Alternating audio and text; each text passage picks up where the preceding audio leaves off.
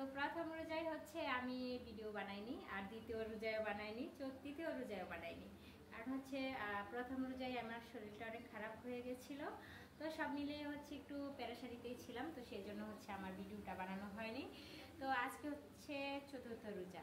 তো সবাইকে রমজান মুবারক। তোমরা সবাই কেমন আছো অবশ্যই কমেন্টের মাধ্যমে জানাবে। আর এই পবিত্র রমজানের মধ্যে হচ্ছে ভিডিওটাও বানানো হচ্ছে না, কারণ হচ্ছে কি একটাই প্রবলেম, সেটা হচ্ছে কোরআন পড়া, তারপরে নামাজ পড়া, সংসারের টুকিটাকি কাজ করা, মানে খুবই ট্রাফ হয়ে যায় ভিডিও বানানোটা। তারপরেও ভাবলাম যে তোমাদের সাথে শেয়ার করে দেই, এখন থেকে হচ্ছে ভিডিও প্রতিদিন ছোটোখাটো পাবে।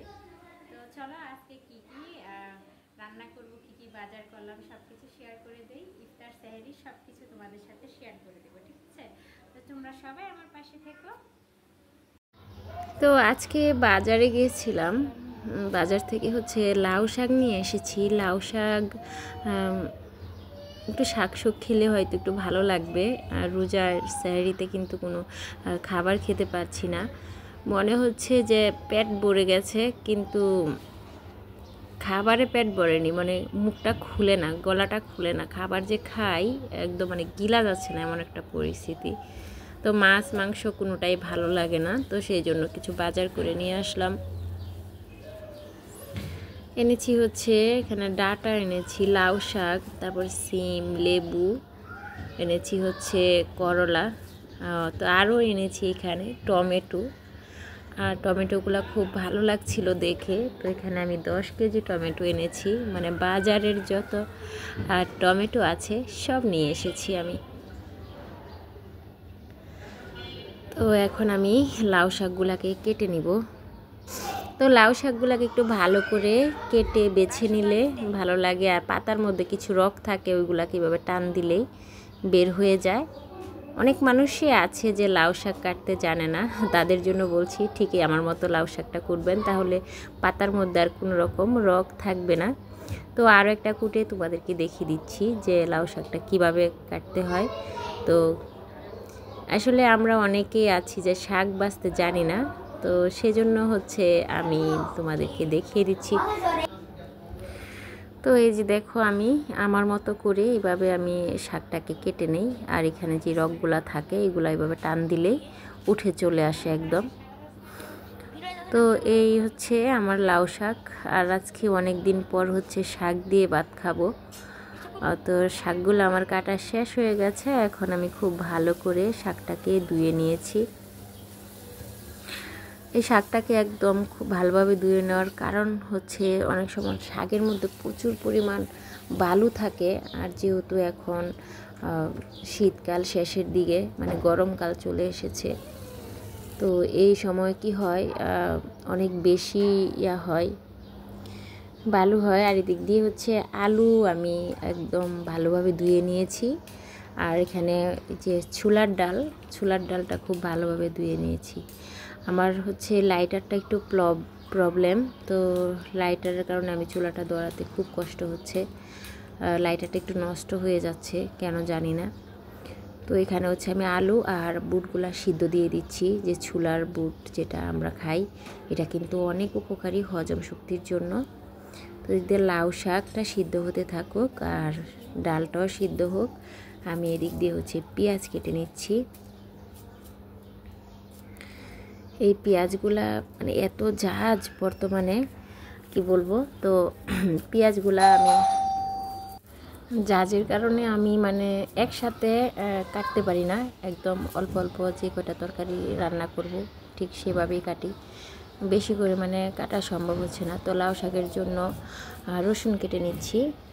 একদম কি বলবো, রোজার মধ্যে কাজ করাটা খুবই কষ্ট, আর একা হাতে কাজ করা আরও বেশি কষ্ট।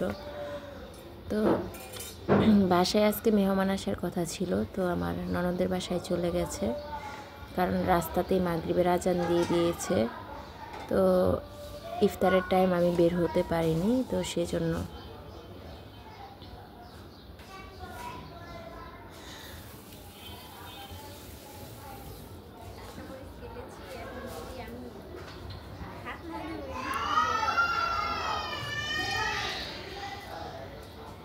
তো এদিক দিয়ে হচ্ছে আমি এখন লাউ শাকটা রান্না করে নেব।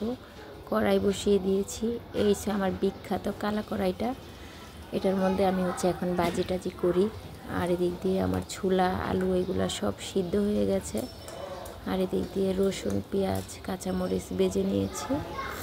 এখন আমি লাউ শাকটা দিয়ে দিব। একটু ভালো করে নাড়িয়ে চাড়িয়ে বেজে নিব, কারণ হচ্ছে আজকে অনেক দিন যাবতই মাংস এবং মাছ এগুলা খেতে খেতে মানে মুখের রুচি টোটাল নষ্ট হয়ে গেছে। তো সেই জন্য আমি আজকে শাক এবং ডাঁটা রান্না করব, ডাঁটা দিয়ে ডাঁটা চচ্চড়ি করব মাছ দিয়ে, ছোটো বাইন মাছ, দেশি বাইন মাছ যেটা একদম ছোটো ছোটোটা, ওটা দিয়ে। আর এদিক দিয়ে আমার লাউ শাকটা রান্না হয়ে গেছে, দেখতেই পাচ্ছ। তো প্রায় রান্নার লাউ শাকটা একটু ভাজা ভাজা করে নিলে ভালো লাগবে, তো এই জন্য আর একটু ভাজা ভাজা করে নিচ্ছি। আমার না আসলে খুব ঠান্ডা লেগে গেছে, এই রোজা আসার পর ফ্রিজের ঠান্ডা পানি খেয়েছিলাম, তো সেই জন্য। আর এদিক দিয়ে হচ্ছে আমি ছোলাটা বসিয়ে দিচ্ছি, পেঁয়াজ কুচি দিয়ে দিয়েছি, তেলের মধ্যে অলরেডি ভেজে নিয়েছি, আদা বাটা রসুন বাটা দিয়ে দিলাম। এখন একটু ভালো করে ভেজে নিব, কাঁচা গন্ধটা চলে যাওয়ার জন্য। দিয়ে দিচ্ছি 2টা বড় এলাচ, মানে এলাচ যেটা খাই সেটা, আর দারচিনি। এখন তেলের মধ্যে একটু ভালো করে ভেজে নিব, খুব ভালো করে ভেজে তারপরে দিয়ে দিচ্ছি লবণ স্বাদ মতো, দিয়ে দিচ্ছি ধনিয়া গুঁড়া, দিয়ে দিলাম মরিচের গুঁড়া, দিয়ে দিব হলুদের গুঁড়া। এগুলো দিয়ে আমি হচ্ছে ছোলাটা রান্না করে নিব। আর ছোলাটা যদি একটু সিদ্ধ করে নেওয়া যায় তাহলে, সিদ্ধ করে যদি মানে সিদ্ধর মধ্যে লবণ দিয়ে সিদ্ধ করা হয় তাহলে কিন্তু খেতে ভালো লাগে। আর অবশ্যই তোমরা ছোলাটা একটু লবণ দিয়ে সিদ্ধ করবে, তাহলে কিন্তু ছোলার ভিতরে ঠিকঠাক লবণটা ঢুকে যাবে, পরবর্তীতে এতটা কষ্ট হবে না। তো এই যে আমি আলুগুলা দিয়ে দিয়েছি, আলুটা আমি একটু কেটে কেটে দিয়েছি, কারণ হচ্ছে আলুটা যদি আমি ভেঙে দিই তাহলে ছোলার যে মানে স্বাদ সেটা আমার কাছে আর ওইরকম লাগে না, তো সেই জন্য আমি আলুটা এভাবে করে দিই। তোমরা তো অনেকেই দেখেছি যে আলুটা কচলিয়ে একদম ভেঙে গুঁড়া করে দাও, কিন্তু ওইটার থেকে এইভাবে যদি করো তাহলে টেস্টটা অনেক বেশি লাগবে, তোমরা রান্না করে দেখতে পারো। আর আমার মতে এইভাবে ভালো লাগে। আর এদিক দিয়ে ডাঁটা নিয়ে নিয়েছি, আর এখানে হচ্ছে আমি তরকারিটা বসিয়ে দিচ্ছি। সত্যি কথা বলতে কি, মাছ মাংসটা তেমনভাবে খাওয়া যায় না, যদি বেশিরভাগ 2-1 দিন যদি একসাথে লাগাতার মাংস রান্না করা হয় তাহলে আর ভাত তো গলা দিয়ে নামবে না, এমন একটা পরিস্থিতি হয়। আর এখানে হচ্ছে আমি আমার আলু বেগুনির জন্য ইয়াটা করে নিলাম। তো বেগুনির ব্যাটারটা একদম পাতলা হয়েছে, আসলে পাতলা হলেই কিন্তু খুব মচমচা হয় বেগুনিটা, অনেকেই জানেন না, তো সেই জন্য পাতলা পাতলা করেই দিলাম। পাতলা হলে বেগুনিটা মচমচা হবে, অনেকক্ষণ ক্রিস্পি থাকবে। তো এই যে বেগুনিটা এদিক দিয়ে বাছতে দিয়ে দিলাম।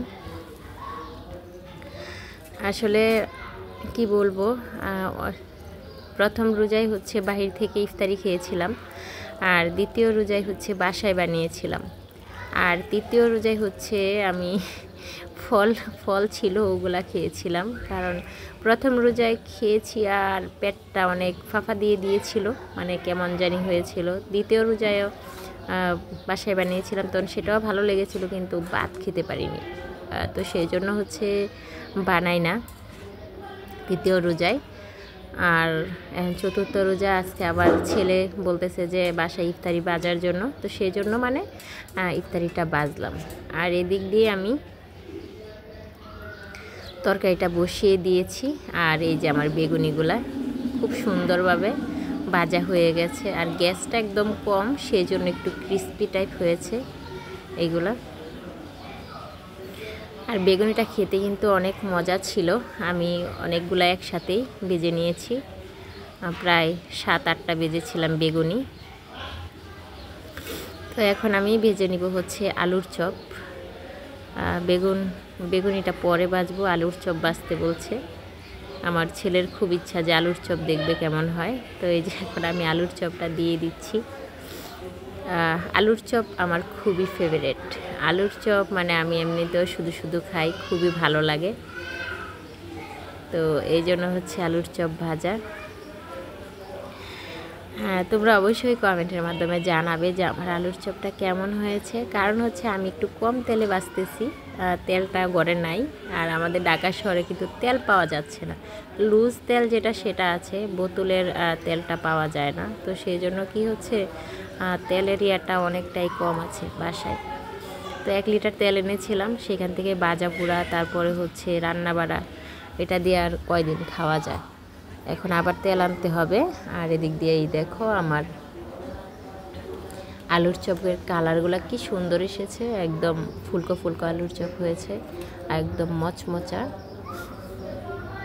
গরম গরম খেলে কিন্তু অনেক ভালো লাগবে, যারা আলুর চপ পছন্দ করো তাদের জন্য। তো এই দিক দিয়ে আমার আলুর চপ ভাজা শেষ। এখন আমি একটা ডিশের মধ্যে উঠিয়ে নিয়েছি।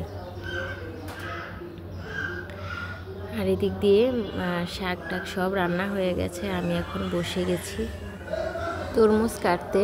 তো এই তরমুজটা হচ্ছে আপনাদের ভাইয়া দুপুরবেলা আসার সময় নিয়ে আসছিল। আর ভিতরে তেমনভাবে লাল হয়নি। এখনকার তরমুজ এতটা লাল হবে না, আর কিছুদিন পরে যে তরমুজটা আসবে সেটা কিন্তু অনেক লাল হবে। আর আমাদের বাসায় সবাই হচ্ছে তরমুজ প্রেমী, আর তরমুজ কিন্তু বাচ্চারা খুবই পছন্দ করে। আমার বিশেষ করে আমার বাচ্চারা অনেক তরমুজ খেতে পছন্দ করে। তো আমিও মোটামুটি তরমুজ খেতে পছন্দ করি। সবাই একটু তরমুজটা হলে মনে হয় কি আত্মাটা শান্তি হয়, ঠান্ডা ঠান্ডা ভাবটা থাকে। তো এই জন্য হচ্ছে তরমুজটা আমরা বেশি পছন্দ করি। আর আমার ছোট ছেলে সবচেয়ে বেশি পছন্দ করে, ও সারাদিনই ঘরের ভিতরে তরমুজ থাকলে শুধু তরমুজই খাবে, এমন একটা পরিস্থিতি, মানে এত বেশি পছন্দ করে। তো এখানে আমি হচ্ছে তরমুজটা কেটে নিচ্ছি। তো তরমুজ কাটা শেষ, এখন আমি উঠে যাব। জুগাগুলা ময়লার বালতিতে দিয়ে দিব।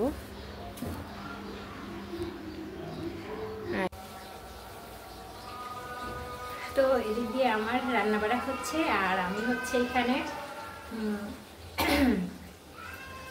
তরমুজ কেটে নিয়েছি। ঠান্ডা লেগে গেছে, প্রচণ্ড ঠান্ডা। তো ঠান্ডার কারণে আমি কোনো কাজ করতে পারছি না। আর এই হলো আমার তরমুজ। তরমুজটা একদমই মানে সাদা, কালার হয়নি, কেমন জানি একটু ফ্যাকাশে ফ্যাকাশে, কিন্তু খেতে ভালো লেগেছিল। এটা নাকি জাতি এরকম। আর এখান দিয়ে হচ্ছে আমি পেঁয়াজু ভেজে নিচ্ছি। পেঁয়াজু না বাজলে হবেই না, পেঁয়াজুটা আমার খুব ফেভারিট, একটু ক্রিস্পি টাইপ হয়, তো সেই জন্য। আর একদম অল্প আছে হচ্ছে আমি পেঁয়াজুগুলোকে ভাজবো, তাহলেই কিন্তু খেতে খুব ভালো লাগে। আর যদি একটু হাই হিটে ভাজা হয় তাহলে পুড়ে যায়, উপরে দিয়ে ভিতরে দিয়ে ক্রিস্পি হয় না। তো সব দিক দিয়ে মুচমুচে হবে যদি এরকম একটু আস্তে আগুনে ভাজা হয়, ঠিক আছে। তো এই পেঁয়াজগুলো ভাজা হোক, আর এদিক দিয়ে হচ্ছে আমি সব কিছু গুছিয়ে নিচ্ছি।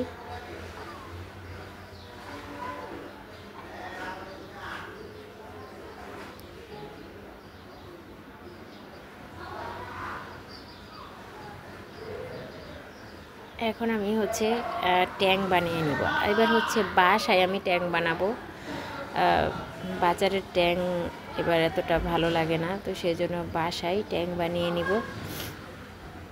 তো এখানে হচ্ছে আমি চিনি এবং গ্লুকোজ নিয়ে নিয়েছি। এখানে আমার 2 কাপ চিনি আর হচ্ছে 1 কাপ গ্লুকোজ নিয়ে তারপরে হচ্ছে এখানে ফ্লেভারটা দিয়ে দিলাম। ফ্লেভার দিয়ে তারপরে ব্লেন্ড করে নিয়েছি।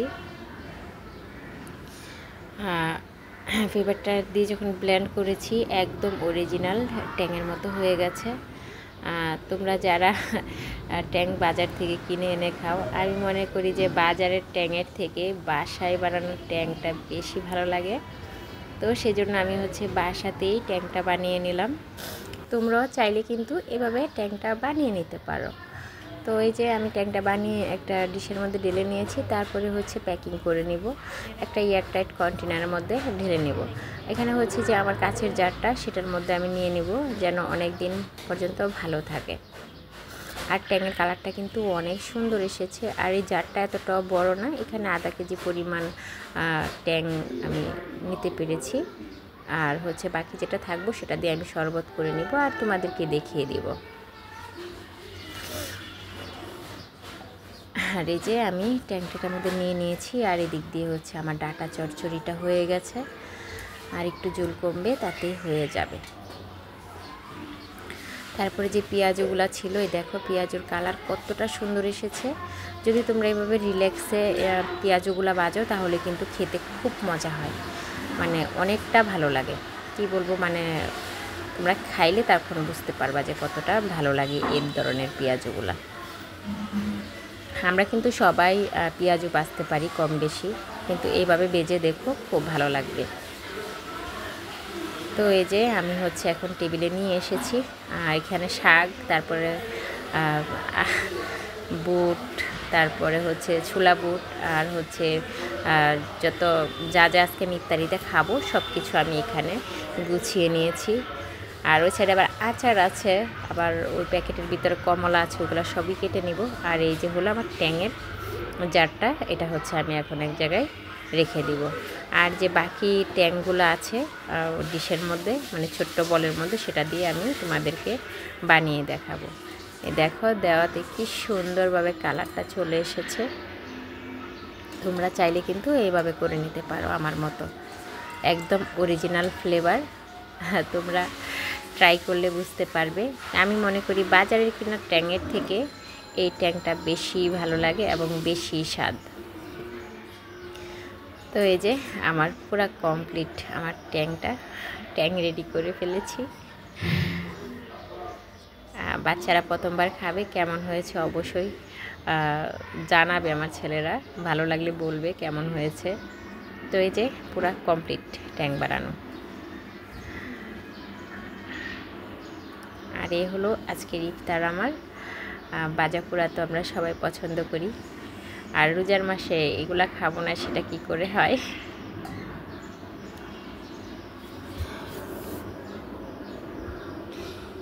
সব কিছু টেবিলে নিয়ে এসে তারপরে হচ্ছে লেবুর শরবত করে নিচ্ছি, আর ট্যাং আরও এক্সট্রা গুলিয়ে নিচ্ছি। আর ফ্রিজের এগুলো নষ্ট হয়ে গেছিলো, মানে ময়লা হয়ে গেছিলো, এগুলো সব ধুয়ে দিয়েছিলাম, ওগুলো আমার ছেলে লাগিয়ে নিচ্ছে। আর এই হলো তুতমার দানা, ইসবগুল, চিয়া সিড একসাথে ভিজিয়ে নিয়েছি। আমাদের বাসায় আমার বড় ছেলে খুব পছন্দ করে, আমার এতটা ভালো লাগে না, তো ওরা খুব এটা খাবে রোজায়। প্রত্যেক রোজাতে আমাদের বাসায় এই ইসবগুলের বেশি, আর হচ্ছে তুতমার দানা, চিয়া সিড, ইসবগুল, মানে সব মিলিয়ে একসাথে ভিজিয়ে দিলে ওগুলো খায়। এখন হচ্ছে আমি চিনি দিয়ে খুব সুন্দরভাবে এগুলাকে গুলিয়ে নেব। তো হচ্ছে আমি এখন চিনি দিয়ে দিয়েছি, আর এখন আমি মিক্সটা করে নেব। তো আজকের ভিডিওটা কেমন হয়েছে তোমরা অবশ্যই কমেন্টের মাধ্যমে জানাবে। আর আমার ট্যাংয়ের মধ্যে আমি অবশ্যই একটু লেবু মিক্স করি, এখানে নিয়ে নিয়েছি খেজুর, আর হচ্ছে কমলাও নিয়ে নিয়েছি। তো সব মিলিয়ে হচ্ছে আজকে আমার এই ইফতার। হয়তো আজকের ইফতারটা কেমন হয়েছে সবাই কমেন্টের মধ্যে অবশ্যই জানাবেন। সবাই ভালো থাকবেন, আল্লাহ হাফেজ।